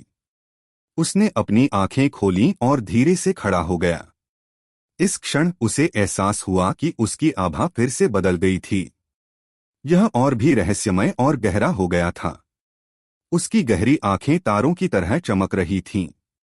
रात भर के ध्यान के बाद न केवल अर्जुन अपनी चोटों से पूरी तरह उबर चुका था, बल्कि उसका शक्ति स्तर भी आधिकारिक तौर पर 8वें स्तर तक बढ़ गया था। उसकी युद्ध क्षमता और उसकी विशेषताओं के सभी पहलू बेहतर हो गए थे। वह कौशल के एक बिल्कुल नए स्तर पर पहुंच गया था। ऋषि वशिष्ठ पीठ का मार्शल आर्ट्स कार्यक्रम जल्द ही शुरू होना चाहिए, अर्जुन ने उत्साह में चमकती आंखों के साथ चिल्लाया। उसने खुद को तैयार किया और पहाड़ की तलहटी की ओर चलने लगा। ऋषि वशिष्ठ पीठ तक्षक गुरुकुल की सबसे मजबूत पीठ थी और उसे बोलने का पूर्ण अधिकार था। सिगुने पीठ और गरुड़ पीठ ऋषि वशिष्ठ पीठ की तुलना में बहुत कमजोर थे। काल भैरव सदन ने 4 पीठों में सबसे कम प्रोफाइल रखी थी। यह केवल उन लोगों को स्वीकार करता था जिन्होंने पीले रैंक और उससे ऊपर का स्थान प्राप्त किया था, और इसने उन लोगों की संख्या को बहुत सीमित कर दिया जो इसमें शामिल हो सकते थे। इसलिए उनके पास 4 पीठों में सबसे कम शिष्य थे। काल भैरव सदन के पास अब अतीत जैसी जीवन शक्ति नहीं थी और इसकी संख्या धीरे धीरे कम हो रही थी। यहाँ तक कि अफवाहें भी थीं कि ऋषि वशिष्ठ पीठ का इरादा एक नया ऋषि वशिष्ठ पीठ बनाने के लिए काल भैरव सदन को शामिल करने का था। यह अफवाह कभी पुष्टि नहीं हुई थी, लेकिन हाल के वर्षों में लोग 2 पीठों के बीच तनाव महसूस कर सकते थे। केंद्रीय मार्शल क्षेत्र शोर शराबे से भर गया था क्योंकि तक्षक गुरुकुल की 4 पीठों के योद्धा वहां इकट्ठा हुए थे। मेजबान के रूप में ऋषि वशिष्ठ पीठ के 1000 से अधिक उत्कृष्ट शिष्य उपस्थित थे। लाइनअप काफी शक्तिशाली थी। सिगुने पीठ और गरुड़ पीठ में से प्रत्येक ने एक अपेक्षाकृत मजबूत लाइनअप भेजा था। काल भैरव सदन के केवल कुछ ही लोग वहां थे। अन्य पीठों की लाइनअप की तुलना में उनकी रैंक बहुत कम लग रही थी। उनके बीच उन लोगों को छोड़कर जो प्रशिक्षित करने या ध्यान करने के लिए बाहर गए थे, तक्षक गुरुकुल के बाकी विशेषज्ञ आ गए थे। वे सभी मार्शल आर्ट्स पर एक व्याख्यान सुनने के लिए यहाँ थे। तक्षक मार्शल आर्ट्स सम्मेलन को साल के अंत में होने वाले तक्षक टूर्नामेंट के लिए एक प्रारंभिक वार्म अप माना जा सकता है। मार्शल आर्ट्स अभ्यास क्षेत्र के बीच में जमीन से एक लंबा और चौड़ा युद्ध मंच उठा था। यह देखने में एक शानदार दृश्य था। युद्ध मंच के चारों ओर अस्थायी रूप से स्थापित कई स्टैंड लोगों से भरे हुए थे और कोई भी सीट खाली नहीं थी। बीच में जो लोग बैठे थे वे ऋषि वशिष्ठ पीठ के कई उच्च पदस्थ सदस्य थे। ग्रेगरी इस वर्ष के तक्षक मार्शल आर्ट्स सम्मेलन के मेजबान थे। स्टीवन और स्नेहा उसके बगल में बैठे थे। ऋषि वशिष्ठ पीठ के शीर्ष विशेषज्ञों में से एक के रूप में स्टीवन के पास स्वाभाविक रूप से एक प्रमुख सीट पर बैठने का अधिकार था। ग्रेगरी के दूसरी ओर एक गरिमापूर्ण अधेड़ उम्र का विशेषज्ञ बैठा था। उसने कानून प्रवर्तन की वर्दी पहनी थी और उसकी आंखें एक तेज रोशनी के साथ चमक रही थीं। वह कानून की अदालत का एक बुजुर्ग था। वह इतने उच्च पद पर था कि यहाँ तक कि वर्मा महोदय को भी उसके साथ विनम्र होना पड़ा। स्टीवन, क्या काल भैरव सदन का वह बाहरी शिष्य जिसके बारे में तुमने उल्लेख किया था वह यहाँ आ गया है? कानून प्रवर्तन बुजुर्ग ने स्टीवन से मैत्रीपूर्ण स्वर में पूछा। उसके व्यवहार ने सुझाव दिया कि वह स्टीवन को उच्च स्थिति का व्यक्ति मानता था। इस बात को छोड़ ही दें कि स्टीवन की प्रतिभा और ताकत भी उत्कृष्ट थी। वह अभी तक नहीं आया है। शायद उसने आपके सम्मान के बारे में सुना होगा लेकिन आने की हिम्मत नहीं की, स्टीवन ने बड़बड़ाते हुए कहा। मार्शल आर्ट्स अभ्यास क्षेत्र के चारों ओर देखा। उसे अर्जुन नहीं दिखाई दिया। हम्फ, कानून प्रवर्तन बुजुर्ग ने नाक सिकोड़ी। उसके पास अपने ही पंथ सेक्ट के लोगों को मारने का कोई कारण नहीं है। उसका अपराध माफ नहीं किया जा सकता। वह कहीं भी जाए उसे प्रवर्तन न्यायालय द्वारा दंडित किया जाएगा, बुजुर्ग ने ठंडे स्वर में कहा। जब स्टीवन ने बुजुर्ग की बात सुनी तो उसकी आंखें संतुष्टि से भर गईं। आज वह अर्जुन को उसके द्वारा किए गए हर काम के लिए सबसे दर्दनाक कीमत चुकाने पर मजबूर कर देगा।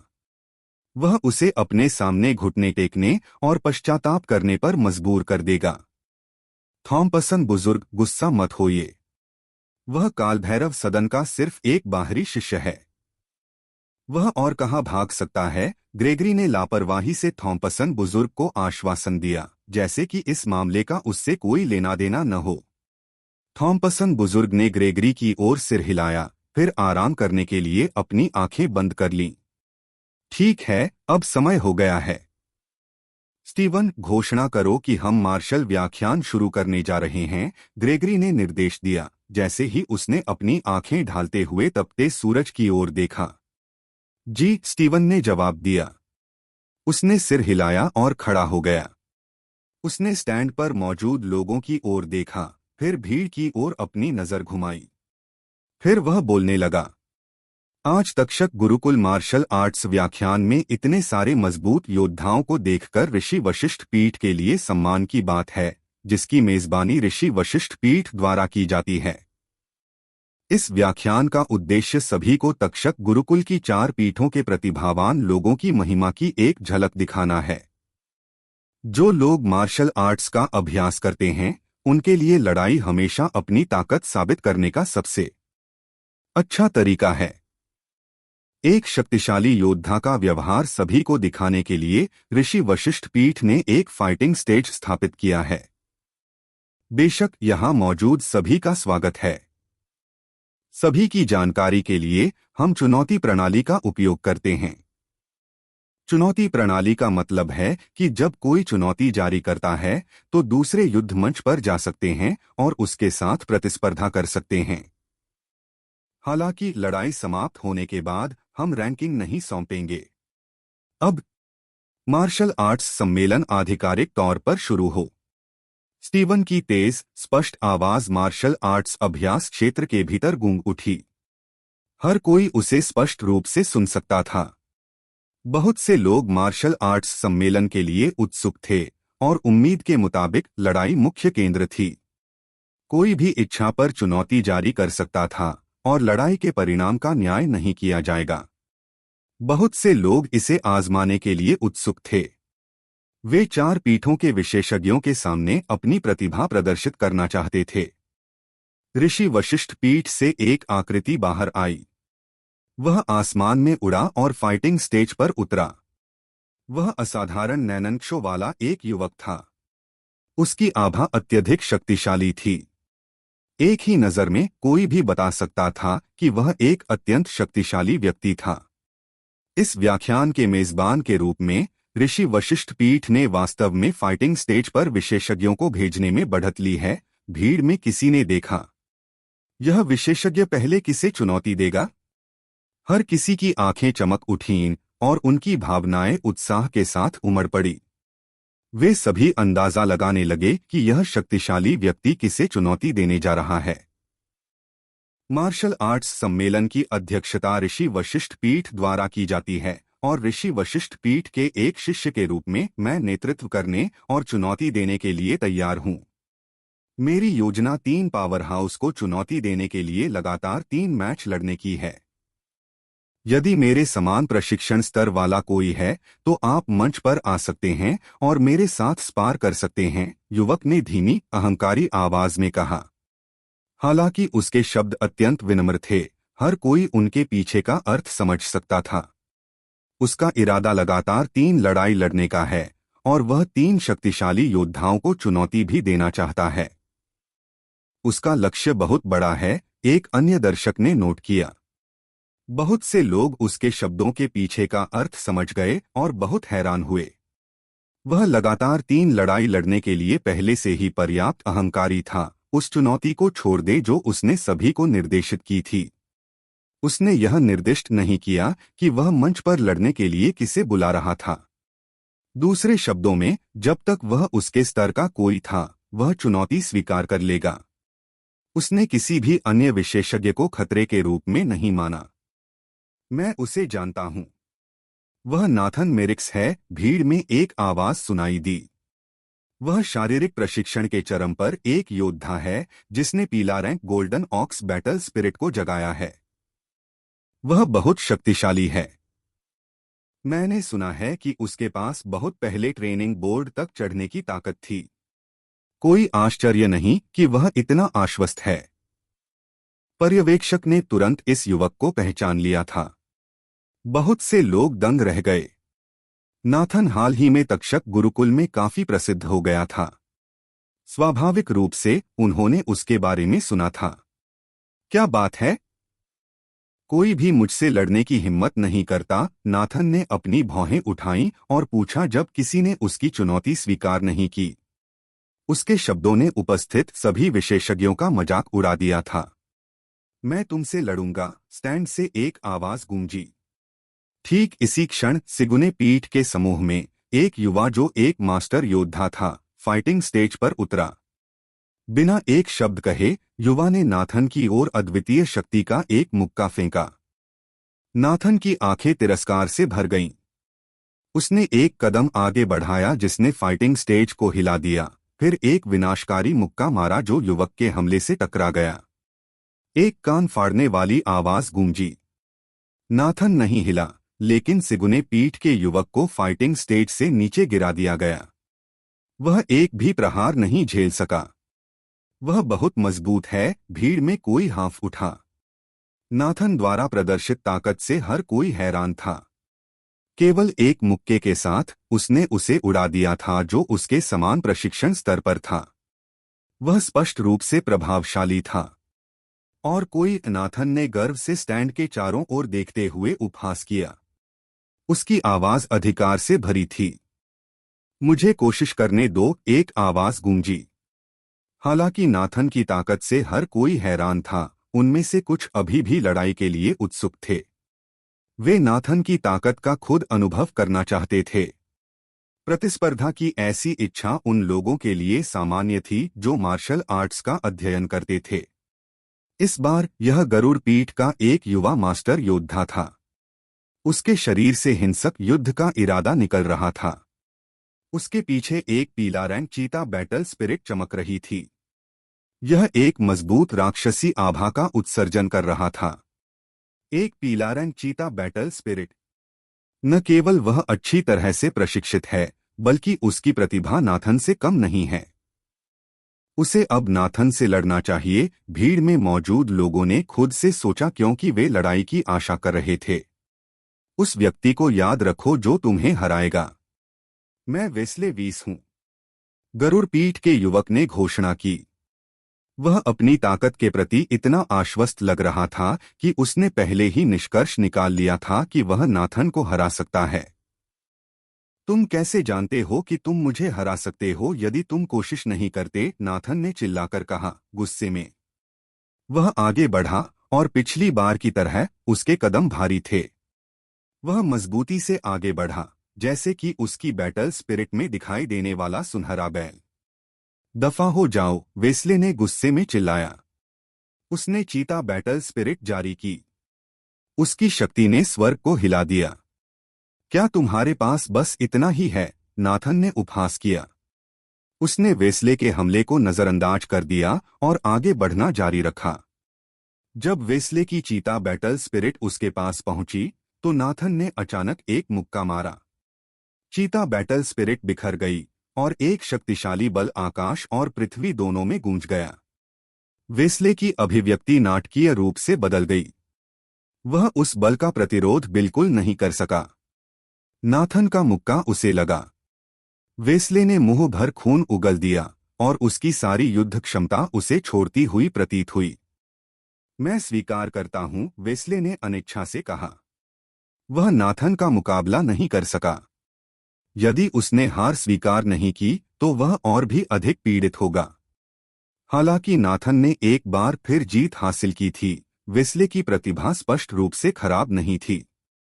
वास्तव में बहुत से लोग उसे एक प्रतिभावान कहते थे। विशेषज्ञों के बीच एक बड़ा अंतर हो सकता है, लेकिन उनका अंतर बिल्कुल भी महत्वपूर्ण नहीं था। इस दृश्य को देखकर भीड़ ने राहत की सांस ली।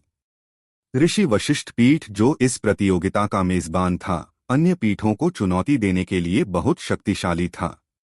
ऐसा लग रहा था कि उन्होंने अन्य 3 पीठों को अपनी पूरी ताकत से प्रभावित करने के लिए जानबूझकर नाथन जैसे विशेषज्ञों को मंच पर भेजा था। और कौन? नाथन ने पूछा। इस बार उसकी आंखें कालभैरव सदन की ओर निर्देशित थीं। पहले उसने कहा था कि वह लगातार 3 राउंड लड़ेगा। उसने पहले ही अन्य 2 पीठों के विशेषज्ञों को हरा दिया था। अब जो बचा था वह कालभैरव सदन का एक विशेषज्ञ था। हर कोई चुप हो गया, जैसे कि वे कालभैरव सदन के जवाब का इंतजार कर रहे हों। कालभैरव सदन के केवल कुछ लोग उपस्थित थे और केवल एक ही मास्टर योद्धा था। कालभैरव सदन के युवा मास्टर योद्धा की आंखें इधर-उधर भाग गईं। जब उसने नाथन के शब्द सुने तो उसे पता था कि उसे लड़ना होगा, भले ही वह जानता था कि वह उसका मुकाबला नहीं कर पाएगा। वह खड़ा हो गया। सीनियर, सावधान रहें। यदि आप ऐसा नहीं कर सकते तो बस हार मान लें। कालभैरव सदन के अन्य शिष्यों ने एक के बाद एक चिंतित होकर उसे याद दिलाया। वे वास्तव में युवक के लिए चिंतित थे। युवक ने सिर हिलाया और फाइटिंग स्टेज पर उतर गया। उसने मंच के विपरीत दिशा से नाथन का सामना किया। कालभैरव सदन का आज वास्तव में एक मजबूत प्रदर्शन है। क्या तुम यहाँ एकमात्र मास्टर योद्धा हो? नाथन ने अपमानजनक ढंग से उपहास किया। नाथन ने अब वैसा व्यवहार नहीं किया जैसा उसने सिगुने पीठ और गरुड़ पीठ के योद्धाओं का सामना करते समय किया था। ऐसा लग रहा था कि वह कालभैरव सदन द्वारा भेजे गए जर्जर लाइनअप का मजाक उड़ा रहा था, चाहे उनके योद्धा वास्तव में कितने भी मजबूत क्यों न हो। कालभैरव सदन के युवा का चेहरे का भाव बिगड़ गया। वह गुस्से से जल रहा था जब उसने चिल्लाया, बकवास बंद करो और हमला करना शुरू करो। तुम मेरा मुकाबला नहीं कर सकते। मेरी सलाह है कि तुम पीछे हट जाओ और बस फाइटिंग स्टेज से उतर जाओ। नाथन ने पलटवार किया। यह स्पष्ट था कि नाथन उस युवक को कम आंक रहा था। जैसे जैसे उसके शब्द तेजी से अभद्र होते गए, स्टैंड पर कालभैरव सदन के लोगों ने उसे घूरना शुरू कर दिया। दृश्य बदसूरत होता जा रहा था। अचानक ऋषि वशिष्ठ पीठ के लोग खिलखिलाकर हंस पड़े। ऋषि वशिष्ठ पीठ के कई शिष्य कालभैरव सदन के युवक को देखते हुए आपस में हंस रहे थे। कुछ कालभैरव सदन के बाकी लोगों की ओर गंदी नजरें भी डाल रहे थे। हर कोई जानता था कि ऋषि वशिष्ठ पीठ हमेशा कालभैरव सदन के साथ बाधाओं में था। आज ऐसा लग रहा था कि ऋषि वशिष्ठ पीठ इस अवसर का उपयोग अपने प्रतिद्वंद्वी सदन के लिए करने जा रहा था। हर किसी का यह विचार था और इसने उन्हें इस बात में अधिक रुचि दी कि आगे क्या हो सकता है। तुम्हारी हिम्मत कैसे हुई? कालभैरव सदन के युवक ने चिल्लाया, जो नाथन के अहंकारी शब्दों से क्रोधित था। नाथन स्पष्ट रूप से कालभैरव सदन को नीची नजर से देख रहा था और स्वाभाविक रूप से वह युवक अपने सदन की गरिमा की रक्षा करना चाहता था। उसकी हथेली से मौलिक ऊर्जा उठी और उसने इसे सीधे नाथन पर टिका दिया। यह एक हिंसक और क्रूर प्रहार था। नाथन उपहास किया। उसने अपनी हथेली को आगे बढ़ाया और कालभैरव सदन के युवक की हथेली को पकड़ लिया, उसकी शक्ति को दबा दिया। उसने गोल्डन ऑक्स बैटल स्पिरिट को जगाया था और उसकी शारीरिक ताकत बहुत अधिक थी। उसके प्रतिद्वंद्वी के पास इसका विरोध करने की कोई उम्मीद नहीं थी। नीचे जाओ, नाथन ने गुस्से में चिल्लाया। उसने अचानक अपने प्रतिद्वंद्वी की कलाई पर बल लगाया और कालभैरव सदन के युवक का शरीर मंच पर भारी रूप से गिर गया। युवक केवल एक खून जमा देने वाली चीख निकाल सका। हालांकि वह झुकने को तैयार नहीं था। उसके गुस्से ने उसे खड़े होने के लिए प्रेरित किया, लेकिन उसने अपने सिर पर एक भारी पैर का वजन महसूस किया, जिसने उसे रोक दिया। उस संकेत ने स्पष्ट रूप से दिखाया कि नाथन केवल उसके शरीर पर ही नहीं बल्कि उसकी गरिमा पर भी कदम रख रहा था। हारे हुए। मैंने तुमसे फाइटिंग स्टेज छोड़ने के लिए कहा था, लेकिन तुमने इनकार कर दिया। अब इस अपमान को स्वीकार करो, नाथन ने एक गर्व भरी मुस्कान के साथ कहा जब उसने युवक की ओर नीचे देखा। नाथन, तुमने कालभैरव सदन का अपमान किया है। तुम निश्चित रूप से एक भयानक मौत मरोगे, युवक ने उस पर चिल्लाया, फिर भी झुकने से इनकार कर दिया। यदि काल भैरव सदन के सभी लोग इतने कमजोर हैं कि तुम्हारी तरह वे एक भी प्रहार नहीं झेल सकते, तो क्या वे मेरे द्वारा अपमानित होने के योग्य भी हैं? नाथन ठहाके लगाकर हंसा। नाथन उन्मादी होकर हंसा, जबकि स्टैंड में हर कोई सदमे में देख रहा था। उन्होंने कभी नहीं सोचा था कि वह इतना अहंकारी होगा कि वह काल भैरव सदन के लिए सम्मान का एक कतरा भी नहीं जुटा पाएगा। काल भैरव सदन के लोग अविश्वसनीय रूप से क्रोधित थे। हालांकि वे चाहते थे कि वे तुरंत नाथन को फाइटिंग स्टेज से बाहर निकाल दें, लेकिन वे ऐसा नहीं कर सके। वह उनके लिए बहुत मजबूत था, तो वे उसके खिलाफ कैसे खड़े हो सकते थे? नाथन ने युवक से अपना पैर नहीं हटाया और उस पर हंसना जारी रखा जब उसने अपना पैर नीचे दबाया। हर किसी को लगा कि वह बहुत दूर जा रहा है, लेकिन कोई उसे रोक नहीं सका। आखिरकार ऋषि वशिष्ठ पीठ बहुत शक्तिशाली था। वे काल भैरव सदन के अपमान के कारण ऐसे शक्तिशाली सदन को नाराज कैसे कर सकते थे? मैं तुम्हें एक आखिरी मौका देता हूं।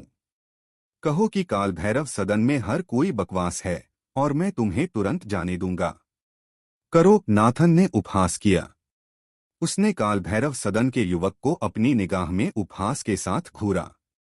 मुख्य दृश्य मंच पर ग्रेगरी और अन्य ऋषि वशिष्ठ पीठ के बुजुर्ग उदासीनता से यह सब देख रहे थे, जैसे उनका नाथन को रोकने का कोई इरादा न हो।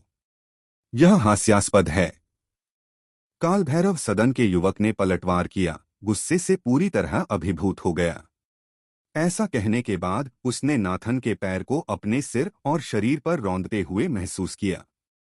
उसके मुंह के कोने से खून निकल आया और ऐसा लग रहा था कि उसे आंतरिक रक्तस्राव हो रहा हो। इतना अहंकारी मत बनो। जोर से बोलो, नाथन ने कहा। अधीर हो गया। उसने एक बार फिर युवक पर कदम रखा और युवक दर्द से चिल्ला उठा। हर कोई हैरान था। यह मार्शल आर्ट्स पर एक व्याख्यान नहीं था। यह ऋषि वशिष्ठ पीठ के लिए काल भैरव सदन को अपमानित करने का एक कार्यक्रम था। उसे जाने दो। फाइटिंग स्टेज के नीचे एक ठंडी आवाज ने नाथन को रुकने का आदेश दिया। तुरंत अनगिनत निगाहें उस दिशा में मुड़ गईं। भीड़ से एक सुंदर युवक बाहर निकला। वह हवा में ऊपर उठा, सुरुचिपूर्ण और अनियंत्रित। वह धीरे से फाइटिंग स्टेज पर उतरा। कई बर्फ जैसी ठंडी निगाहों ने युवक को छेद दिया। वे हत्या के इरादे से भरे हुए थे। अर्जुन, तो तुम आखिरकार प्रकट हुए, नील ने ठंडे स्वर में बड़बड़ाया। उसके चेहरे पर खून का प्यासा भाव था। स्टीवन, कुंवर, रिले, इवरेट और अन्य लोगों ने अपनी उदासीन निगाहें अर्जुन की ओर घुमाईं। अर्जुन आखिरकार प्रकट हो गया था। अब बस इतना सुनिश्चित करना बाकी था कि वह यहीं मर जाए। वह कौन है? वह इतना परिचित क्यों लग रहा है? भीड़ में किसी ने पूछा। तुम भूल गए, एक अन्य दर्शक चिल्लाया। वह अर्जुन है, वही जिसने कल काल भैरव घाटी के बाहर अकेले ही दर्जनों युवाओं को मार डाला था। मुझे लगा कि वह मर चुका है, लेकिन ऐसा लगता है कि वह सिर्फ एक दिन में अपनी चोटों से पूरी तरह उबर गया है। मुझे विश्वास नहीं हो रहा कि वह तक्षक गुरुकुल के मार्शल आर्ट्स सम्मेलन के फाइटिंग स्टेज पर है। यह किसी चमत्कार से कम नहीं है। जिस विशेषज्ञ ने अर्जुन को पहचाना था, वह उसे वहां देखकर चकित था। साथ ही कई अन्य विशेषज्ञों ने अर्जुन की ओर देखा और उसकी पहचान की पुष्टि के लिए सिर हिलाया। उनमें से कई ने उस लड़ाई को खुद देखा था जिसने कल कालभैरव घाटी को हिलाकर रख दिया था। अर्जुन एक बेजोड़ युद्ध देवता की तरह था जिसने अपने रास्ते में आने वाले किसी भी व्यक्ति को मार डाला। वह अजेय था। उसके प्रदर्शन ने इन लोगों को काफी हैरान किया था। लेकिन चूंकि बहुत सारे विशेषज्ञों ने एक साथ उस पर हमला किया था, इसलिए उसे इलायची की मदद लेनी पड़ी थी क्योंकि वह गंभीर रूप से घायल था।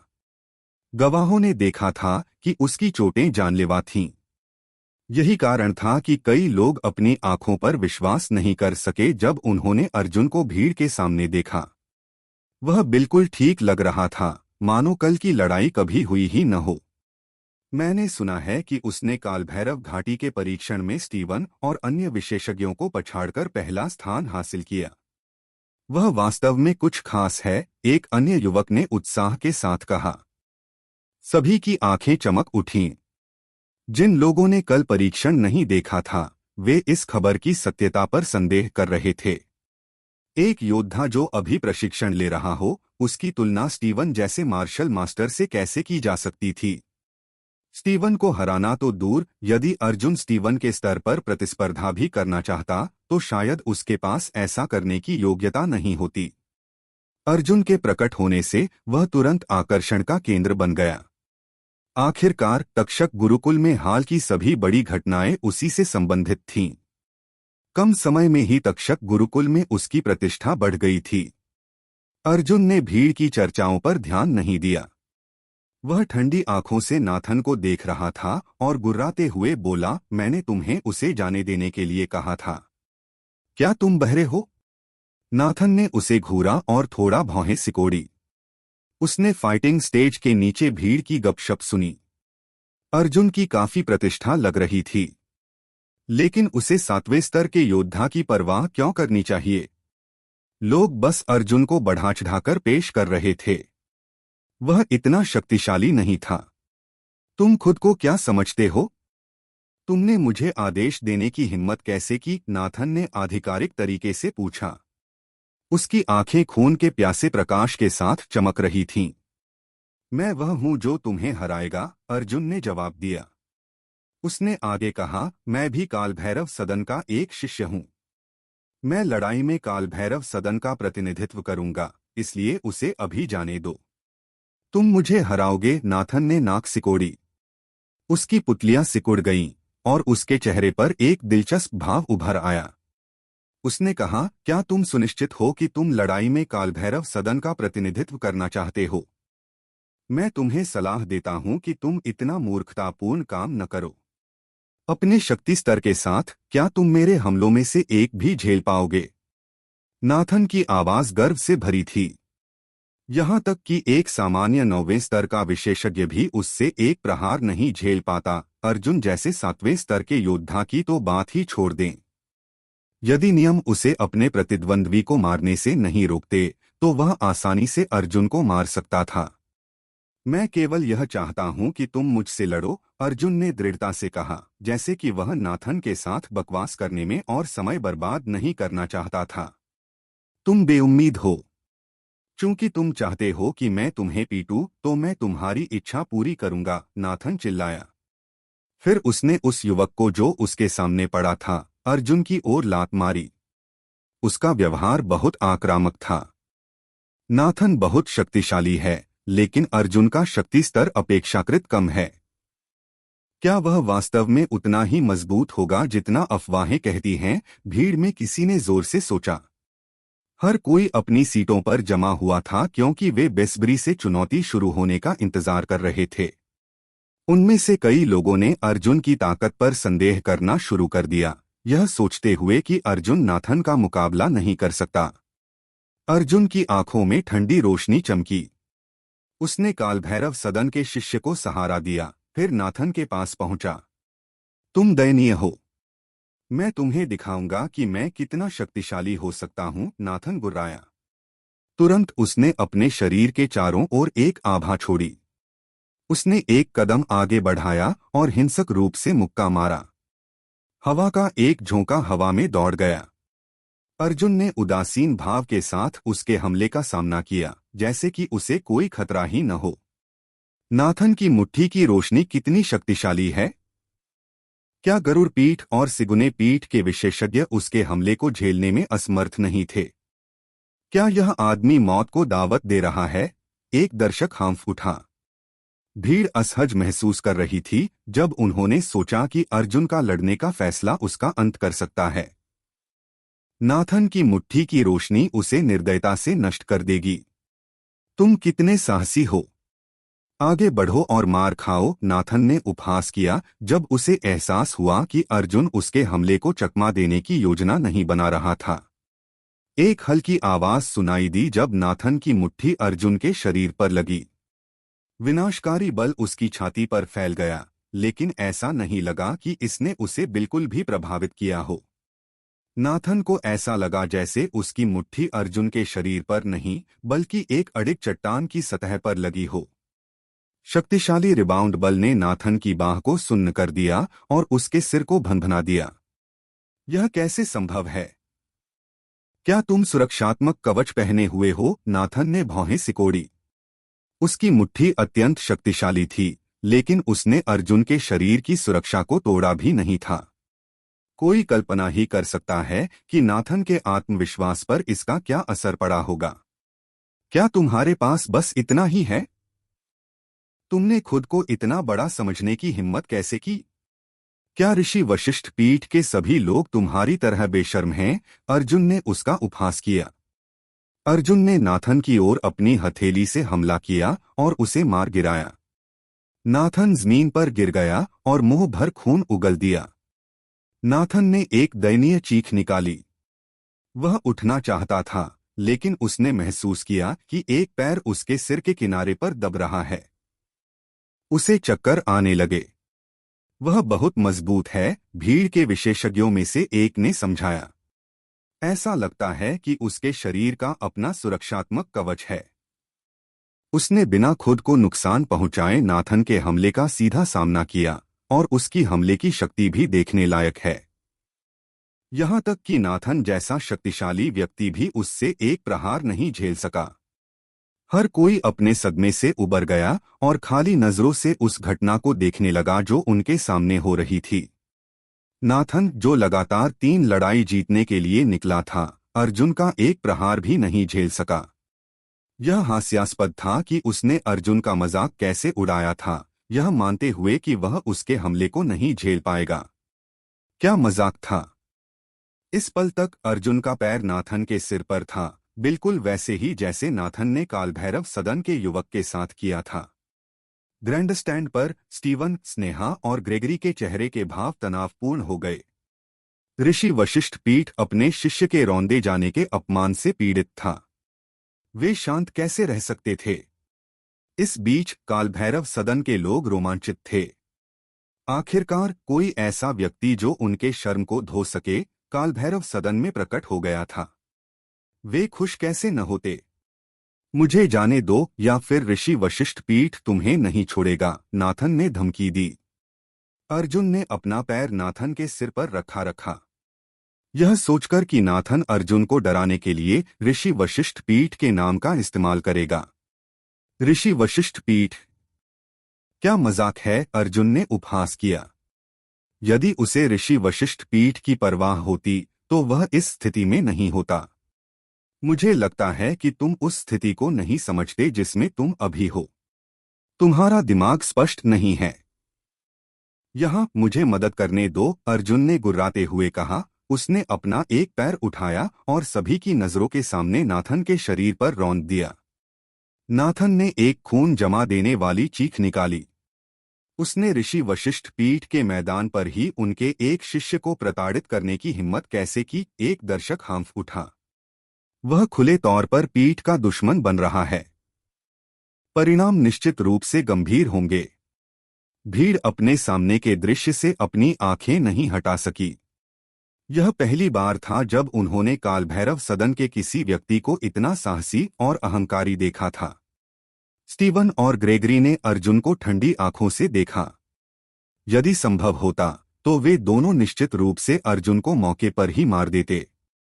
तुमने मेरे साथ ऐसा करने की हिम्मत कैसे की? ऋषि वशिष्ठ पीठ के प्रकोप का सामना करने के लिए तैयार हो जाओ, नाथन ने गुस्से में दहाड़ लगाई। उसके पास दुर्लभ प्रतिभा थी, लेकिन फिर भी उसे अर्जुन ने पूरी तरह से अपमानित किया था। अर्जुन ने उसे मारने से भी बदतर कुछ कर दिया था। तुम और अधिक नहीं सह सकते। तुमने कालभैरव सदन के लोगों को प्रताड़ित करने और अपमानित करने के लिए उसी तरीके का उपयोग किया था। क्या तुम्हें लगा कि तुम ऐसे अंत तक पहुंचोगे? अर्जुन ने नाथन को नीचे देखते हुए मजाक उड़ाया। फिर उसने एक बार फिर नाथन के शरीर पर पैर रखा, जिससे वह दयनीय रूप से चिल्लाने लगा। उसकी आंखों में एक डरावना रूप उभर आया। नाथन ने अर्जुन के प्रभुत्व का पूरी तरह से अनुभव किया था। ऐसा कुछ भी नहीं था जिससे अर्जुन डरता था। वास्तव में जब नाथन ने उसके खिलाफ ऋषि वशिष्ठ पीठ का उपयोग किया तो उसने अर्जुन को और भी गुस्सा दिला दिया था। भीड़ स्तब्ध थी। वे सभी सोचते थे कि अर्जुन एक पागल व्यक्ति है जो इतना लापरवाही से काम करता है और जो कुछ भी वह चाहता है वह करता है। उसे जाने दो। भीड़ से एक आवाज चिल्लाई। मुख्य दृश्य मंच पर ग्रेगरी अपनी सीट से खड़ा हुआ और ठंडी नजरों से अर्जुन को देखा। उसकी आवाज गरिमा से भरी थी, जैसे कि उसे उम्मीद थी कि अर्जुन उसके बोलते ही उसके सामने आत्मसमर्पण कर देगा। मैं क्यों करूं? अर्जुन ने सीधे ग्रेगरी की ओर देखते हुए जवाब दिया, जिसमें कोई डर नहीं था। क्या तुम जानते हो कि तुम युद्ध मंच के नियमों का उल्लंघन कर रहे हो? ग्रेगरी ने ठंडे स्वर में पूछा। उसकी बातों में धमकी का संकेत था। नियम? क्या इस फाइटिंग स्टेज पर वास्तव में कोई नियम है? अर्जुन ने ग्रेगरी से पूछा, ठंडी मुस्कान के साथ। बेशक, तुमने उनका उल्लंघन किया है। तुम्हें कड़ी सजा दी जाएगी। क्या तुम इसे स्वीकार करने वाले हो? ग्रेगरी ने बर्फ की तरह ठंडे स्वर में कहा। यदि इस फाइटिंग स्टेज पर वास्तव में नियम होते तो नाथन ने कालभैरव सदन के लोगों के साथ वह अपमानजनक काम नहीं किया होता जो उसने मेरे सामने वाले व्यक्ति के साथ किया।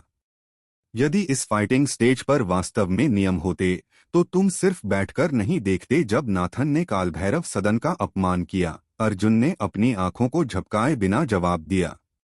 ग्रेगरी का भाव तीव्र हो गया, लेकिन उसे नहीं पता था कि अर्जुन के शब्दों का खंडन कैसे करें। ये नियम कमजोरों के लिए बनाए गए हैं।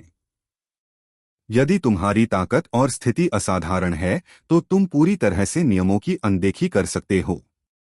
उदाहरण के लिए, तुम ऋषि वशिष्ठ पीठ के बुजुर्ग के रूप में स्पष्ट रूप से युद्ध मंच के नियमों को कई बार अनदेखा कर चुके हो। लेकिन अब खुद को देखो। तुमने बेशर्मी से मुझसे तुम्हारे तथाकथित नियमों का पालन करने के लिए कहा। तुम बहुत अधिक हो। अर्जुन ने उसका उपहास किया। उसने अपना सिर हिलाया जैसे कि वह बुजुर्ग से निराश हो। उसकी आवाज एक लहर की तरह स्पष्ट थी। इसने सभी के कान के पर्दों को हिला दिया और उनके दिलों को कांपने पर मजबूर कर दिया। सभी ने अपनी सांसें रोक लीं। वह सच में पागल है। भीड़ में से एक आवाज आई। उसके पास ऋषि वशिष्ठ पीठ के महान बुजुर्ग के प्रति सम्मान का एक कतरा भी नहीं है। क्या तुमने सुना कि उसने ग्रेगरी से कितनी धृष्टता से बात की? उसके शब्द बहुत साहसी हैं। बेशक उनका खंडन करना मुश्किल होगा। यह कहना कि ग्रेगरी ने नियमों की अनदेखी की और ग्रेगरी को बेशर्म कहकर अपमानित करना बहुत अधिक है।